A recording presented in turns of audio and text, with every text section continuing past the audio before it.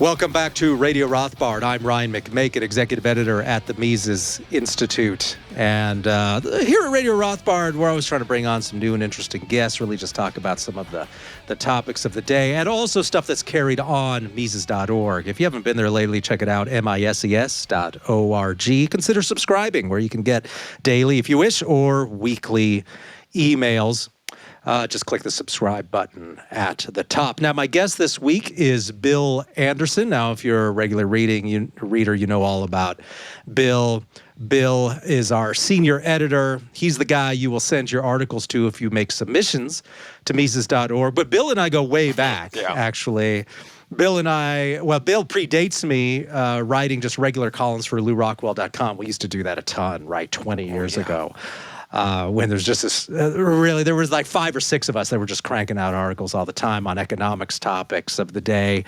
And so Bill and I got to know each other a little bit that way. And we've both ended up years later here at Mises.org. Now, in that time, Bill was an economics professor for many years at, is it Frostburg or just Frostburg State? Yeah, Frostburg State University. Okay, in Western Maryland. Mm-hmm. And Bill and I also share an interest in cross-country skiing and that sort of thing as well. But I've got him on today because he's out in California. He lives in Sacramento, and he has to live through the experience of being a California resident. Mm-hmm. And I get a little whiff of this. I live in Colorado, which is about, maybe 60% as bad as California. So hopefully our future is not California, but we shall see. And Bill has a column from this week, and it is titled, "The California Bullet Train is a Good Lesson in Political Deception." And Bill, I'm just going to throw it over to you because the bullet train, if you're paying attention to this stuff, it just goes way, way back. And you just hear about it every few years and it never gets finished and there's always just more cost. So what are the origins of this bullet train idea? How long have you been living with this promised project and how's it going? Well, this thing actually came from, believe it or not, Governor Schwarzenegger, and he had this vision, the idea of having a bullet train that would run between San Francisco and Los Angeles. I mean, you have in California, you have 2 major population centers. One is what we call the Bay Area, that is around San Francisco, but you also have Oakland, Berkeley, or Berkeley, whatever you want to call it, Emeryville, and then San Jose down at the bottom of the bay, and then all on that large peninsula where it ends in San Francisco, you have like Palo Alto, where Stanford University is located, and a place like Menlo Park, and so you have all of these this very, very dense population center there, and it's very, very progressive in its voting, and it's all, of course, it's a solid Democrat, and so you've got that population center. Then you've got mountains and the Central Valley to the south. Then you come to Los Angeles. And then you have another huge population center. So he gets this idea that in order to be able to go, like from here to LA, it's about depends on how fast you drive, about a 5 to 6 hour drive. All right, and so that's one way to get there. Another way is to fly. Okay, and you can fly from any number of airports here down to any number of airports in LA, be there in over about an hour, and that's another way you can do it. Now you can take the Coastal Starlight from Amtrak, and that goes down the coast, really sort of weaves through the coastal range. If you know anything about the geography of California, I mean, California is, you have this really large Central Valley that's very flat, and I mean flat. And that's the agricultural basin of California. Then you have the Sierra Nevada and the Cascades on the eastern side of the state, and then you have the coastal range, and then a series of mountains, the San Bernardino Mountains and others that surround Los Angeles. And these are formidable mountains. I mean, they're not quite the Rockies in Colorado, and because Colorado has more 14,000 footers than anybody else, but except for Alaska. But then you have these are formidable mountains. These are, you get 9, 10,000, 11,000 foot mountains down this area, and you can't run a train through them very easily. And so the coastal starlight is, if you've ever ridden, I've actually ridden part way down to Salinas, and it's very pleasant. It doesn't go very fast. And so he had this idea of a bullet train. And you have to go back to how progressives think. They have been in love with trains, my God. As long as I've had any kind of a political consciousness, I've always read about trains. And I remember during the fake energy crisis of the 1970s that the answer was trains.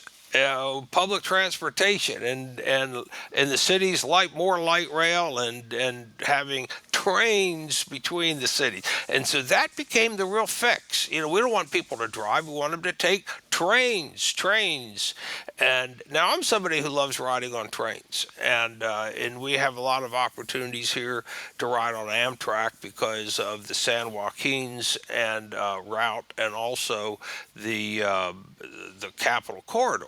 And so if we go to San Francisco, I don't drive. I don't drive Bay Area. I hate driving Interstate 80. You're going to get tied up in traffic. It's going to be awful. People drive crazy. So we just, here, actually, I live in Roseville, and it's the 707 comes, and I jump on that, and we go all the way down to Emeryville, take a bus into San Francisco, and do the tourist thing.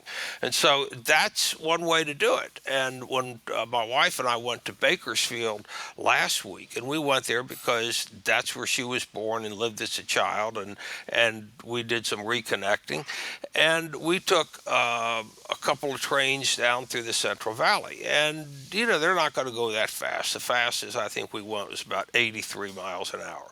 But nonetheless, that's Bakersfield, which is at the base of the Central Valley. All right, and just giving you an idea. So in other words, that California is a really big state, and so, but Schwarzenegger had this idea to connect them with a bullet train. Of course, once you say bullet train or train, then progressives they just get starry-eyed.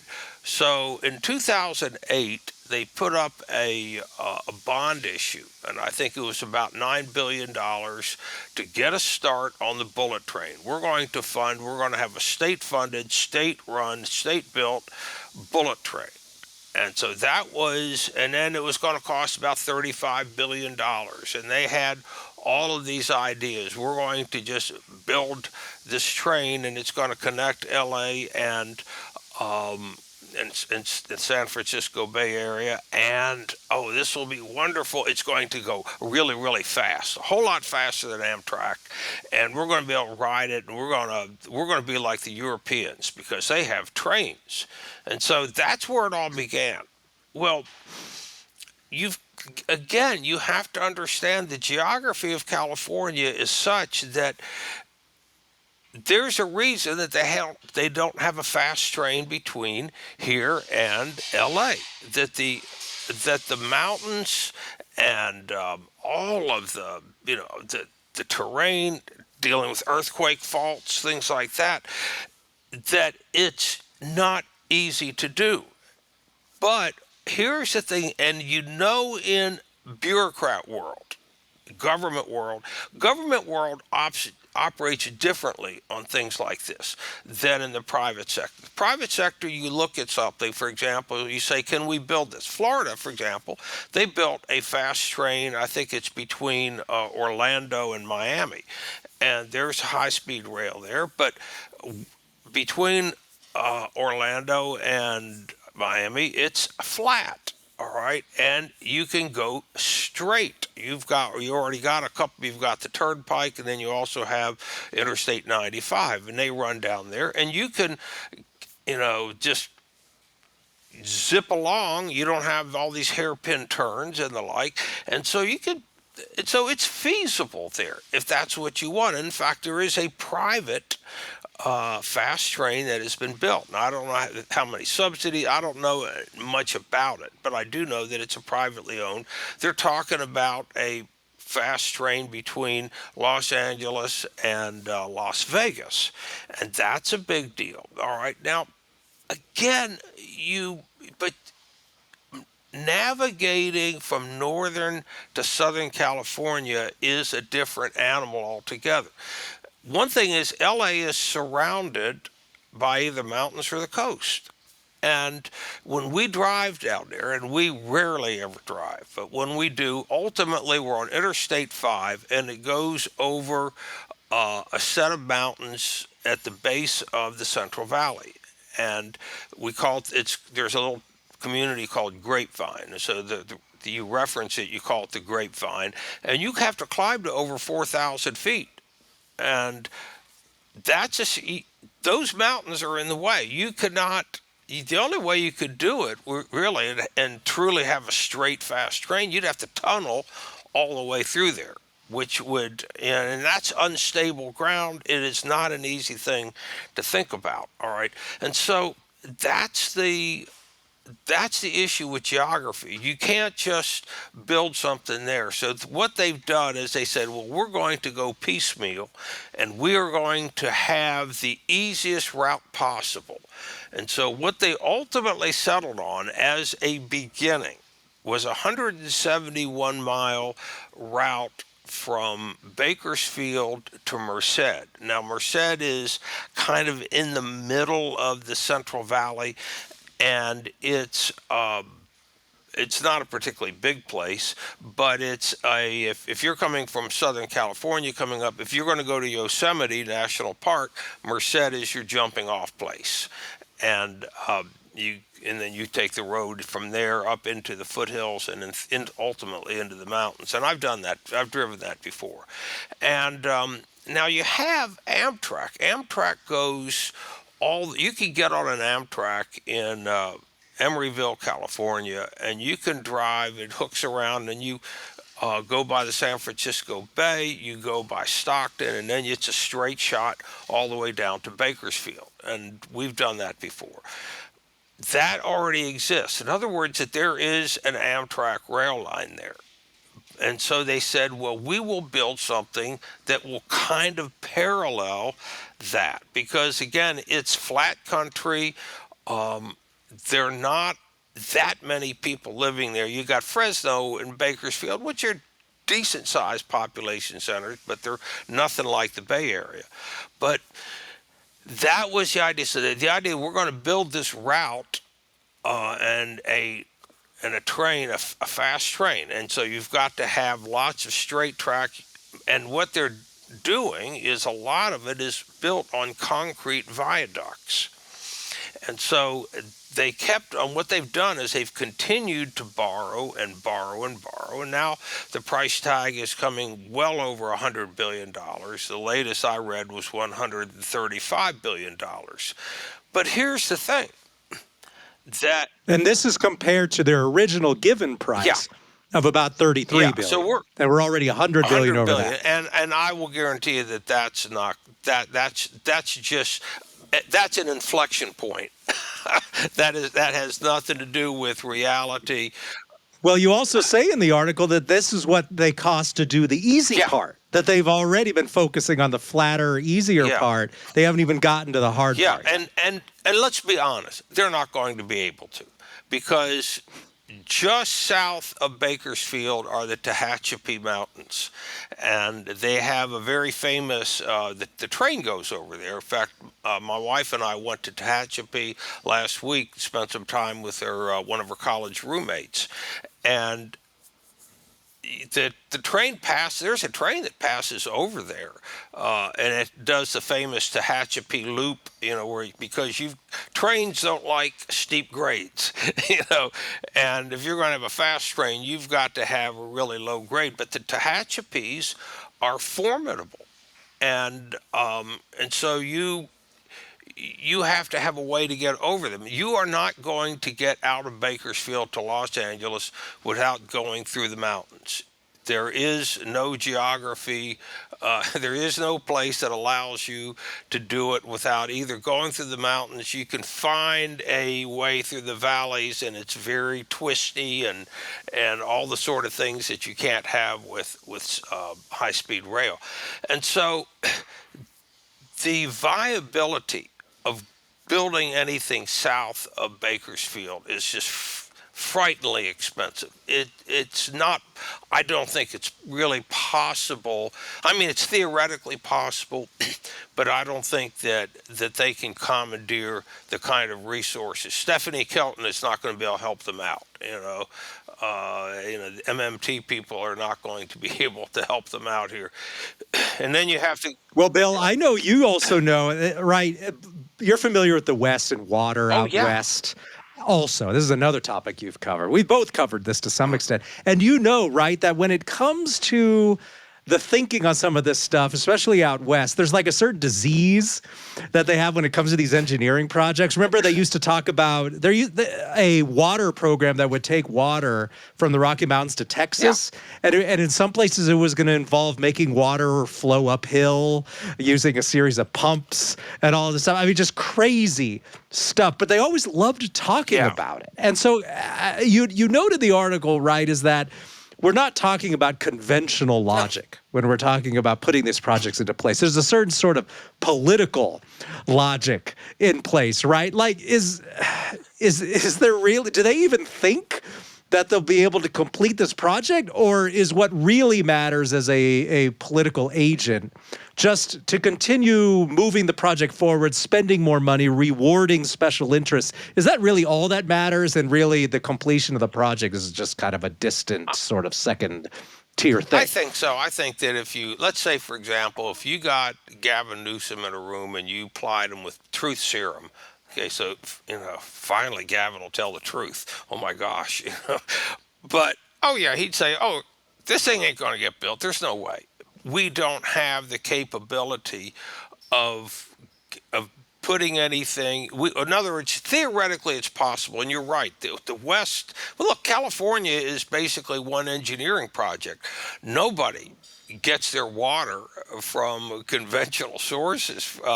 Now they have wells, and what they do is they pump out the aquifers, and they desperately try to get ways to put water back into the aquifers during the winter. And there's always a big battle there because you want to have enough water coming down the Sacramento River to be able to keep the salt water from the ocean and the bay from moving inland. And so you always have that issue. But all of us are heavily dependent upon these engineering projects in which they've stored water all through the Sierra Nevada and through the mountains, and then pump it into places like LA. Remember, LA is a desert, but we're not far behind here. I mean, we're talking about it's very dry. We get our rain from really November to April, and every year we pray for a lot of it.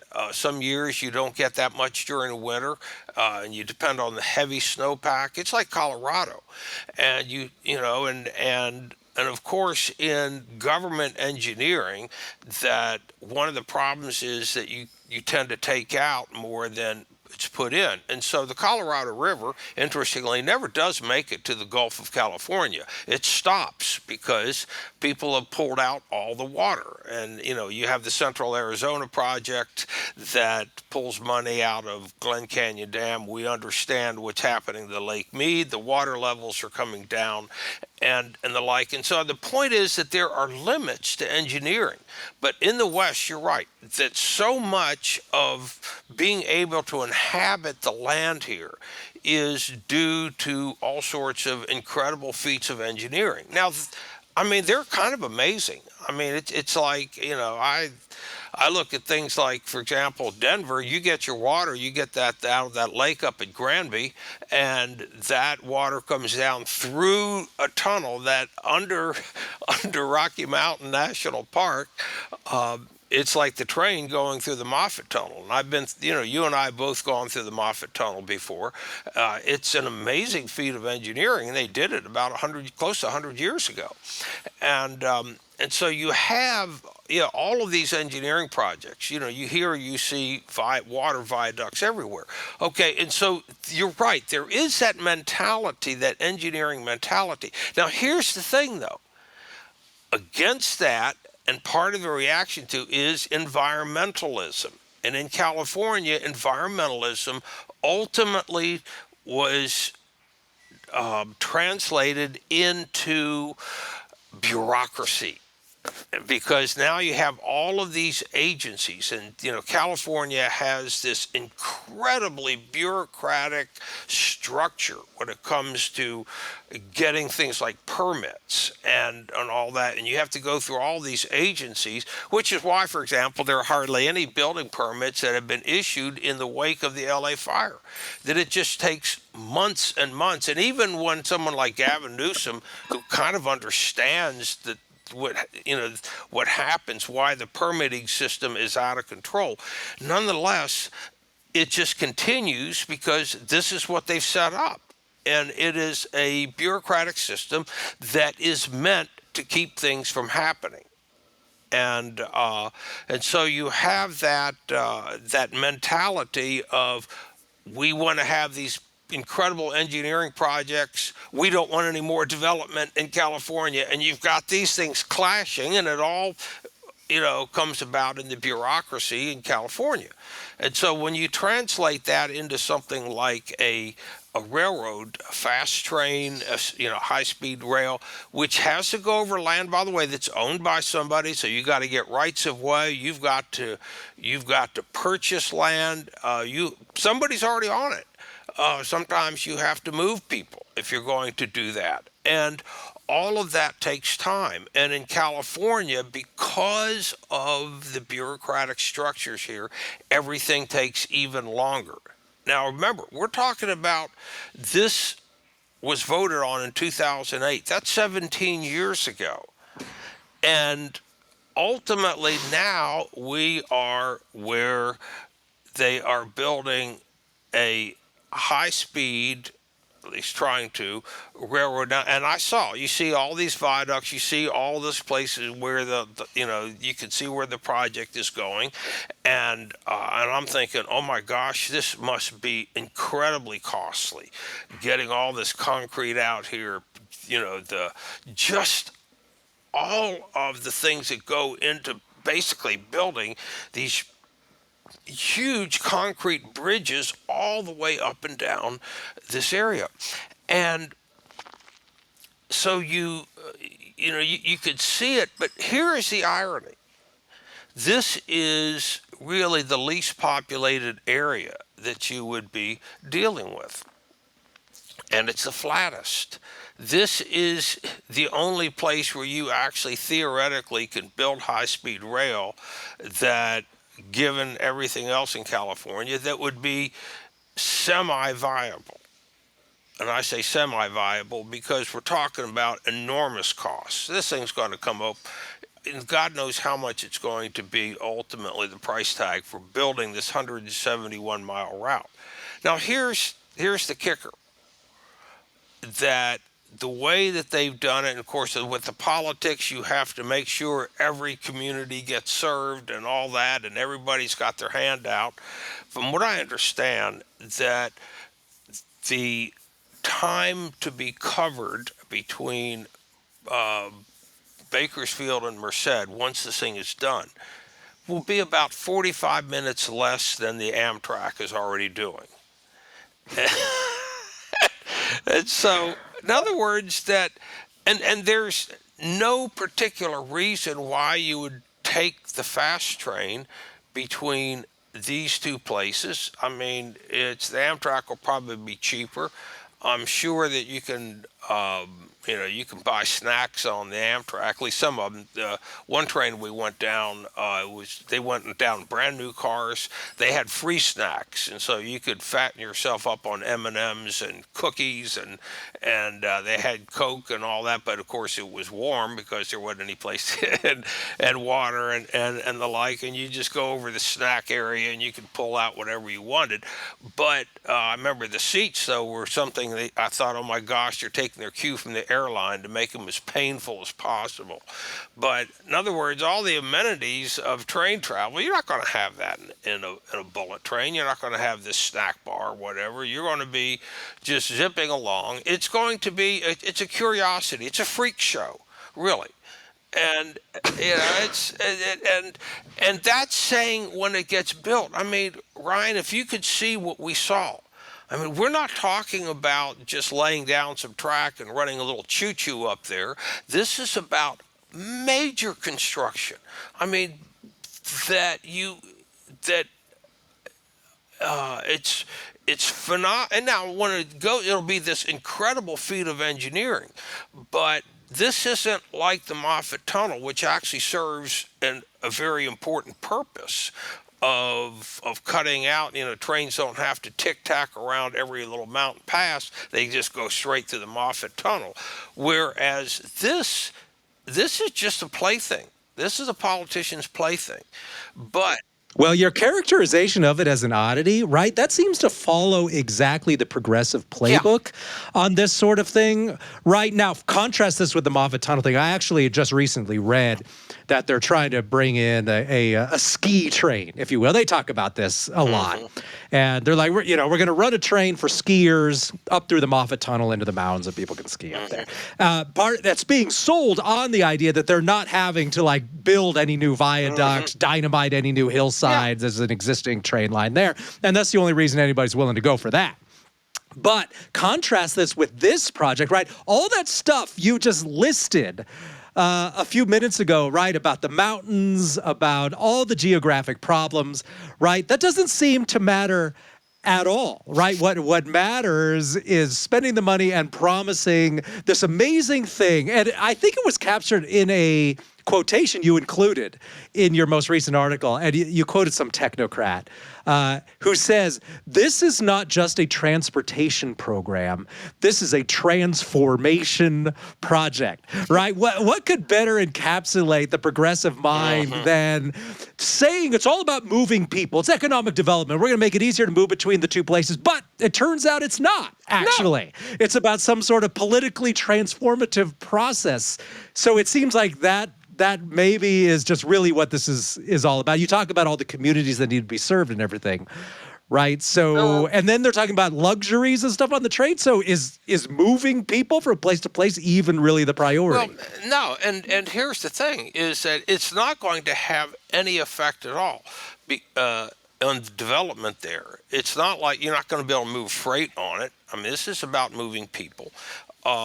It might mean fewer Amtrak, let's say, lines, and so, but freight already has right of way on the lines. Amtrak has to wait, and so that's one reason why you get so many delays in this intercity travel.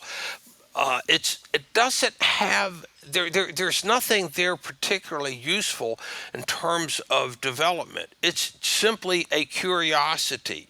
It's something that it's like riding the monorail at Disneyland or something. And I mean, I remember when you go to Seattle, they've got that little monorail that you can ride on, and it's really just sort of a touristy thing. It's neat. I mean, I've ridden the monorail before, like every other tourist. I've gone up in the Space Needle. I remember the 1962 World's Fair, for that matter, reading about it in Weekly Reader when I was in school.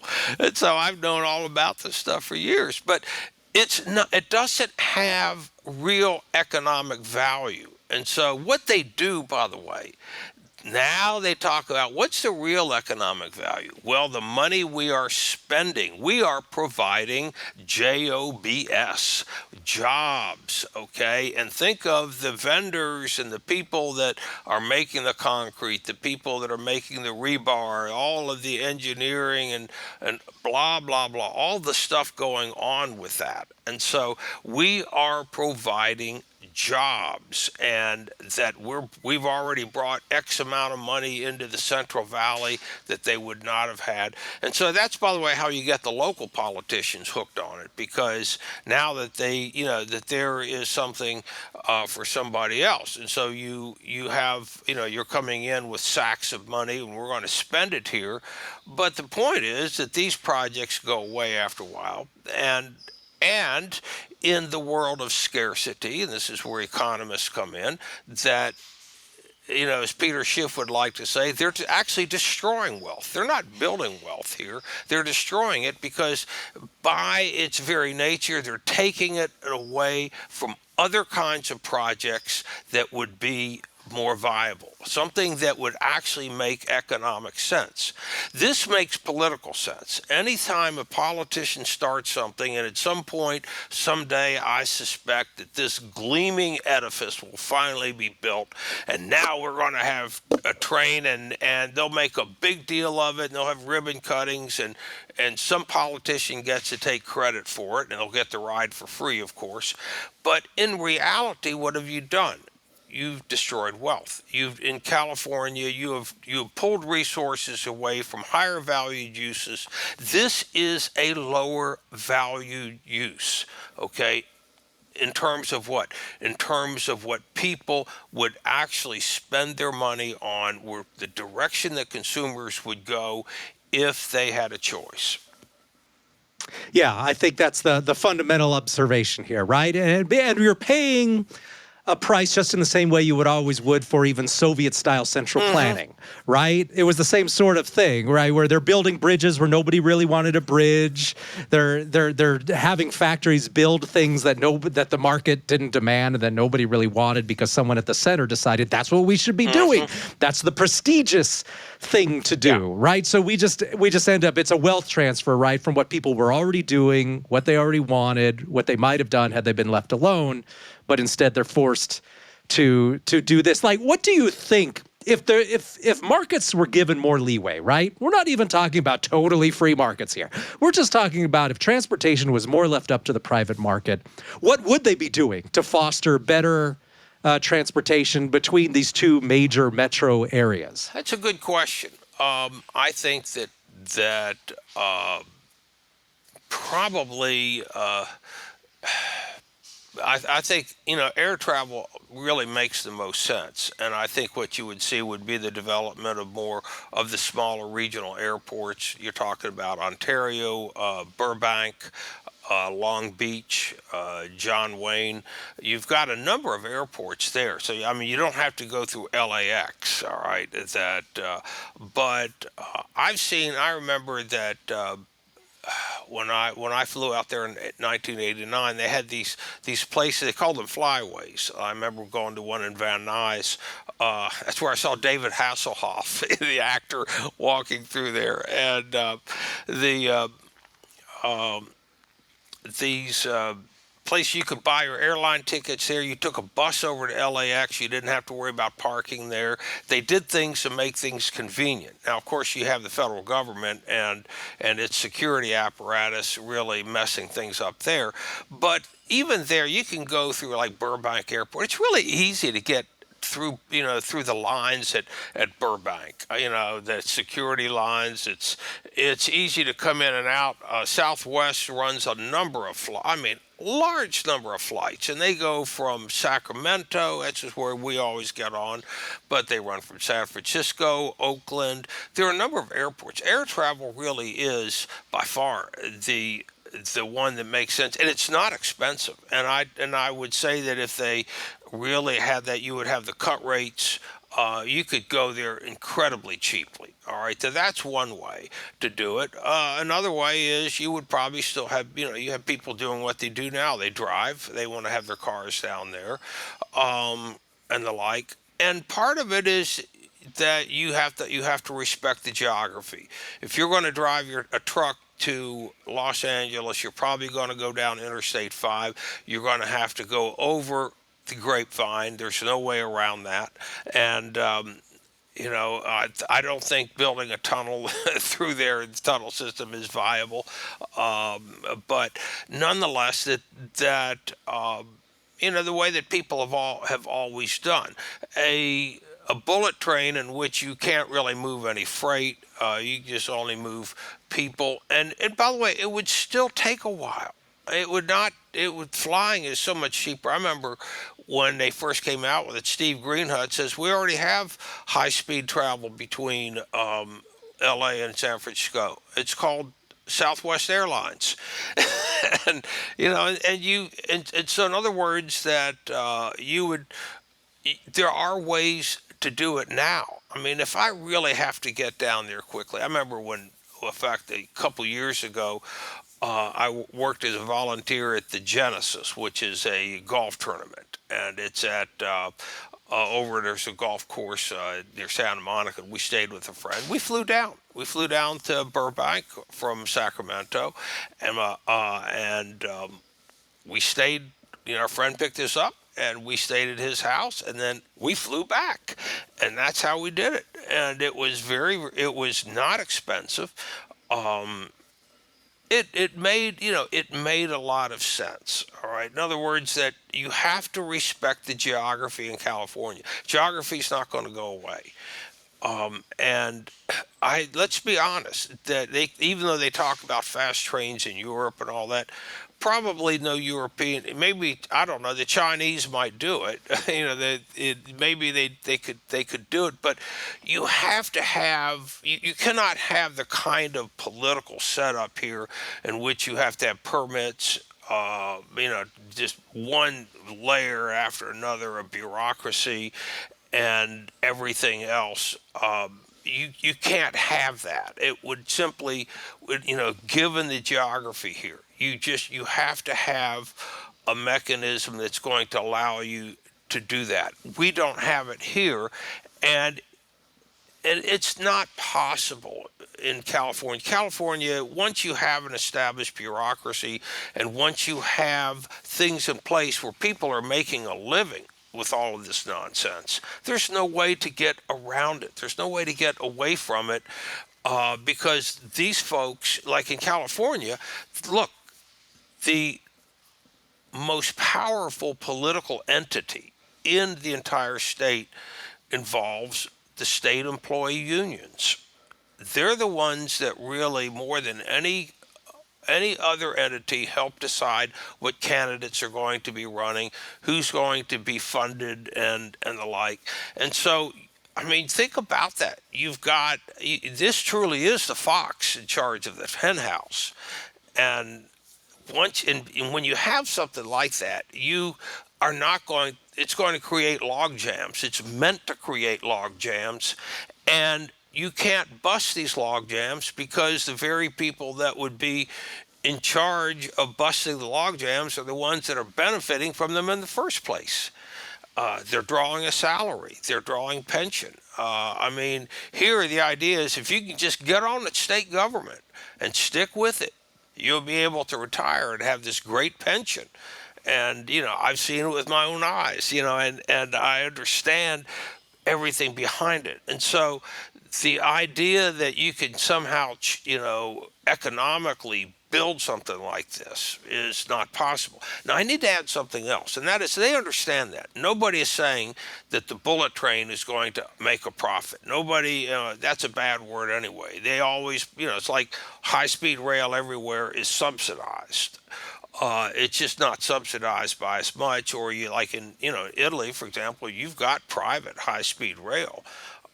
Some of these other European countries, you've got private high-speed rail as well. But I mean, it's tied in with state, with governments and all that. There's no way of getting around it. But here, you've got a bureaucratic structure that's set up. The people are unionized. They do not want change, and they will do everything they can to make sure that this system remains in place. And so you've got those political log jams that are here, and constituencies that are built around these, these processes. So it's not going to change. And ultimately, what you're going to have is, if they do it, and I think they probably will, God help us, they'll limp into the finish. And ultimately, we're going to have a 171-mile rail line between Bakersfield and Merced, and that will be the entirety of the California bullet train. They will not be able to do it anywhere else, and that'll be it. I mean, that'll be the great. They will talk about a line from Merced to Stockton. They will talk about it, but they probably, by that point, I think they're going to have to use so many resources, and California can't print money, and so I just don't think it'll be possible. All right. Well, Bill, thank you for joining me today here on Radio Rothbard. And I suspect your prediction will probably be borne out if we wait long enough. And there will be a lot of waiting. Yep. If you're interested in more, be sure and check out Bill's archive at Mises.org. He usually he writes at least one column a week, so he usually has a byline right there on the front page. So just click on his name. You can get to his whole archive there. So that's it for this week on Radio Rothbard. We'll be back next week with more, and we'll see you next time.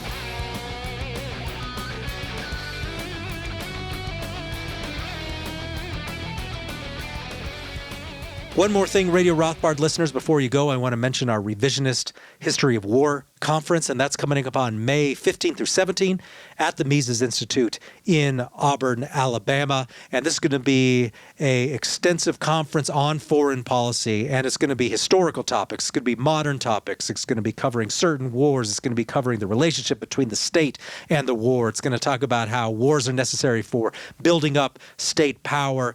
I'll be presenting there on the work of Ralph Raico, but we've got lots of our top scholars there as well, Tom DiLorenzo being just one of them. And we've got people who've never presented either at the Mises Institute ever before. If you want to register for that, it's $300 for members, $325 for non-members. You can go now to Mises.org/RHW, or you can click on events. Just go to mises.org and click on events.